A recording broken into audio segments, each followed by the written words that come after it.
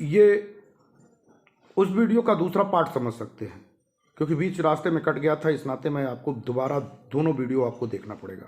तो मैं वही कह रहा था, मैं आगे बात बढ़ाऊं कि अभी तक हम लोगों ने बात किया कि हम पीआईएल दाखिल क्यों नहीं कर सक रहे हैं। हमारी परिस्थितियां हैं कि हम पीआईएल दाखिल नहीं कर पा रहे हैं और हमारे साथी के पास पैसे का अभाव है। लेकिन ये भी सही है कि हम पीआईएल दाखिल नहीं कर पाएंगे तो हम कानूनी लड़ाई जीत नहीं पाएंगे जब हमारे लिए आवश्यकता है। अगर कहीं केस सुप्रीम कोर्ट में सुब्रत राय या सेबी जीत गया तो निश्चित तौर पे हमारे अपने लोगों के लिए एक धर्म संकट और एक बड़ी परेशानियों का सबब बनेगा, क्योंकि पैसे वालों के लिए बिना पक्ष लड़े, जैसे भी वो केस किसी का मजबूत तब होता है जब उसकी पैरवी होती है या उसका भी पक्ष रखा जाता है। अगर हमारा पक्ष नहीं रखा जाएगा या हमारा पक्ष नहीं सुना जाएगा तो दोनों में से किसी एक के पक्ष में फैसला आ जाएगा और हम अपने पक्ष को नहीं पा पाएंगे। फिर वही धाग के 3 पार्ट रह जाएंगे और देश के निवेशक अपना पैसा पाने से वंचित हो जाएंगे। तो अगर हम कानूनी लड़ाई की बात करें तो हमको कानूनी लड़ाई में भी अपनी बात को रखना होगा। इसके लिए हमको संगठित समूह के साथ एक पीआईएल भारत की माननीय सुप्रीम कोर्ट में अपना वकील करके रखना होगा। ये तो निश्चित है कि हम अगर जितनी जल्दी इस केस को जीतना चाहते हैं और हमारे पास चूंकि समय कम है और हम अगर पीआईएल दाखिल नहीं कर पाए तो हम जीत नहीं पाएंगे और हमारा विजन और लक्ष्य अधूरा रह जाएगा। हम पैसे के भुगतान सुनिश्चित नहीं करा पाएंगे और हम चाहे जितना लड़ें। दूसरी, हम कानूनी बात करने के लिए फिर विषय पे बात करें तो उस विषय पे हम बात करेंगे कि हमको उत्तर प्रदेश सहित राज्य के विभिन्न राज्यों में पीआईएल दाखिल करना चाहिए, जिसके लिए हमारे लोग संगठित होकर पीआईएल की तैयारी को करना चाहिए। ये हमारी राय है, ये हमारा सुझाव है और संगठन के माध्यम से अगर ये पीआईएल दाखिल होगा तो निश्चित तौर पे संगठित समूह पीआईएल लड़ेगा तो उसका पैनल बराबर उसकी मॉनिटरिंग करता रहेगा। तब जब उनके पास हमारे पास एविडेंस नहीं थे तब शायद हम हाई कोर्टों में अपना मुकदमा नहीं जीत पाते। लेकिन जब हमारे पास इतने सारे एविडेंस हैं, इतने सारे एफआईआर की गई कॉपियां हैं, इतने सारे हमारे पास प्रूफ है, जिस प्रूफों को हम लोगों ने विभिन्न स्रोतों से निकाला है और सच स्रोतों को निकाला है, उनको हम जब किसी संबंधित राज्य में पीआईएल के रूप में प्रस्तुत करेंगे तो संबंधित कोर्ट को हमारे पक्ष में फैसला देना होगा और अविलंब फैसला देना होगा। हम साधारण से वकील को रख के भी पीआईएल दाखिल करके ये मुकदमा जीत सकते हैं। हमारे लिए कोई बहुत महत्वपूर्ण नहीं है, सिर्फ वो हमारे और हमारे संगठन के गाइडलाइन पे उस वकील को चलना होगा।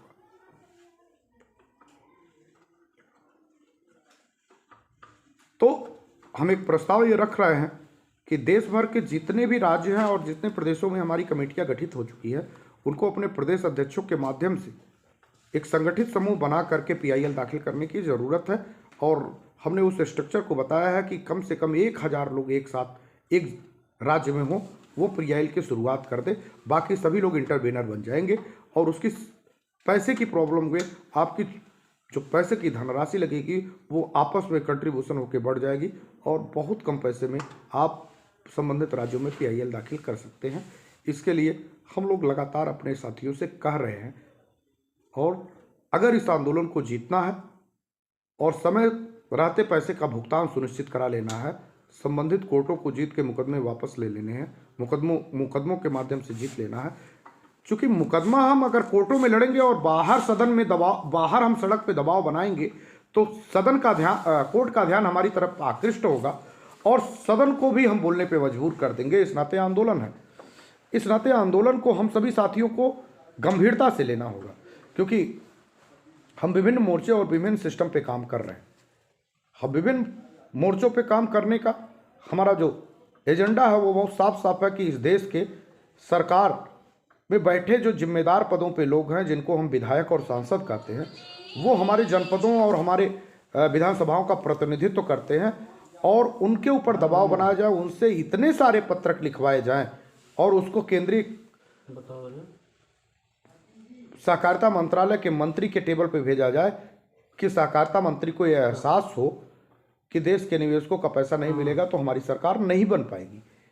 इस नाते हम अपने तमाम संगठन के पदाधिकारियों को संबंधित विधायकों के यहाँ एक प्रतिनिधि मंडल के साथ भेज रहे हैं और हम सभी साथियों को वहाँ जाना चाहिए और अपने अपने स्तर से पत्र लिखवा के अपने सांसद और विधायक को ये दबाव डालना चाहिए कि आप हमारे साथ हमारे लोगों की बात को गंभीरता से रखें, क्योंकि बहुत सारी गलत ब्रीफिंग सहारा समूह के लोगों ने संबंधित विधायकों को और संबंधित अधिकारियों को और सांसदों को समझा रखा है। ये हमारे और आपके लिए बेहद गंभीर है कि हम अपनी बात को एक टीम में जाके, हमारे पास बहुत सारे एविडेंस है, उसको दिखा के कि हम उनको बता सके कि जिस केस के लिए वो लोग ब्रीफिंग करते हैं कि आपका सहारा सेबी में विवाद है, इससे हमारे सोसाइटियों में दिए हुए पैसे से कोई मतलब और कोई लेना देना नहीं है।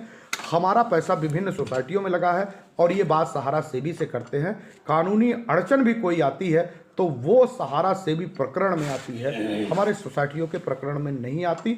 इसी की आड़ में सहारा प्रबंधन तंत्र के लोग देश के राजनेताओं को, अधिकारियों को गुमराह कर रहे हैं।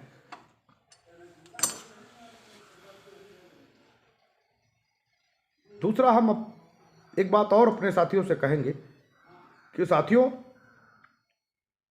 देश में सीआरसी जो होती है, केंद्रीय रजिस्ट्रार का कार्यालय है, और केंद्रीय रजिस्ट्रार के कार्यालय पे हम लोगों ने पत्र भेजना शुरू किया है। और पत्र की गंभीरता देखिए कि देश में लाखों पत्र गए हैं और उसके बावजूद भी अभी भी भारत की सरकार हमारे तरफ इस नाते एग्रेसिव नहीं हो पा रही है, होके काम कर पा रही है कि आप सड़क पे नहीं दिखाई दे रहे। सीआरसी के कंप्लेन जाने पे सीआरसी ने उनको कोर्ट किया है और उनकी एनआई बंद कराई है। आपके भुगतान की प्रक्रिया सुनिश्चित हो, इसके लिए वो पत्राचार कर चुकी है, उसको सीधा जवाब सहारा प्रबंधन तंत्र नहीं दे रहा, डिनाई कर रहा है। उनकी एनआई पे रोक लगने के बाद सहारा बौखलाया और उसने दिल्ली हाईकोर्ट में मुकदमा दाखिल कर दिया ताकि देश के निवेशकों का पैसा वापस ना करना पड़े। और देश की दिल्ली हाईकोर्ट ने बहुत जिरह के बाद भी सुब्रत राय और प्रबंधन तंत्र की एनआई नहीं खोली और सीआरसी के पक्ष में फैसला सुनाया है। सीआरसी में शुरुआती एप्लीकेशन देने के दौरान बहुत सारे साथी ये बात कर रहे थे, तो अभी तक जो तब कह रहे थे कि इससे कुछ नहीं होगा, अब कह रहे थे इसको देने से आपके पैसे का भुगतान नहीं हो पाएगा। वो आपको बलगराने का हमेशा प्रयास करेंगे, लेकिन आप ये समझिए कि 90% की गारंटी सरकार की हो जाएगी अगर आपने सीआरसी केंद्रीय रजिस्ट्रार कार्यालय में अपनी संबंधित जो पैसे हैं उस पैसे के भुगतान के लिए एप्लीकेशन मूव करा देंगे। ये आपको महत्वपूर्ण है। इस नाते आप सभी लोग, आपका कोई कार्यकर्ता आपसे कहे या ना कहे, आपका कोई जमाकर्ता आप या कोई और संगठन इससे बारे में बात करे या ना करे, आप स्वयं निकलिए। जहां भी सीआरसी का फार्म मिलता हो हमारे संगठन से बहुत अच्छी तरीके से उपलब्ध हो जाएगा। नौशाद भाई हैं, अनिल सिंह जी हैं, नीरज शर्मा जी हैं, हमारे प्रदेश के प्रदेश अध्यक्ष सब लोग हैं। उन जिससे भी आप मांगेंगे उन सब लोग सीआरसी की आपको जो कागज़ है उन सबको आपको उपलब्ध करा देंगे। इस नाते आप सीआरसी में कंप्लेन करिए। तीसरी, हम एक बात और गंभीरता के साथ कहेंगे कि आप अपने अपने संबंधित जिले के न्यायालयों में अपना अपना मुकदमा परिवाद दाखिल करिए और बेहतर होगा कि एक ग्रुप बना के करिए, एक सक्षम वकील के माध्यम से करिए। और वो ग्रुप बना के आप संबंधित न्यायालय में करेंगे तो वो संबंधित न्यायालय एक आदेश करेगी और संबंधित जो जिले का कप्तान होगा उसको निर्देशित करेगी कि इनके विरुद्ध एफआईआर कर दिया जाए और इनका पैसा वापसी किया जाए। आपके पास बहुत सारे एविडेंस हैं। आप जो लोग साथी एफआईआर के लिए इधर उधर भटक रहे हैं वो सब साथी संगठित समूह के साथ एक वकील करिए और उस वकील को संबंधित कोर्ट में एक मुकदमा दर्ज कराइए और एक केस फाइल करिए और उससे उस केस को लड़िए। और मुझे नहीं लगता है कि आपको बहुत सारी डेट देखनी पड़ेगी। 2-1 डेट के बाद आपके पक्ष में फैसला आ जाएगा और आप के जिले के कप्तान को और जिलाधिकारी को निर्देशित कर दिया देगी कोर्ट कि संबंधित लोगों के भुगतान की व्यवस्था सुनिश्चित कराने के लिए इनके ऊपर प्राथमिकी दर्ज करते हुए इनकी संपत्ति को नीलाम कर इनको गिरफ्तार कर देश के उस संबंधित जिले का भुगतान कराने का काम करे। तो कहा कि बहुत सारे एविडेंस हमारे पास हैं, हम जहाँ जिस जिले में आप लोग सामूहिक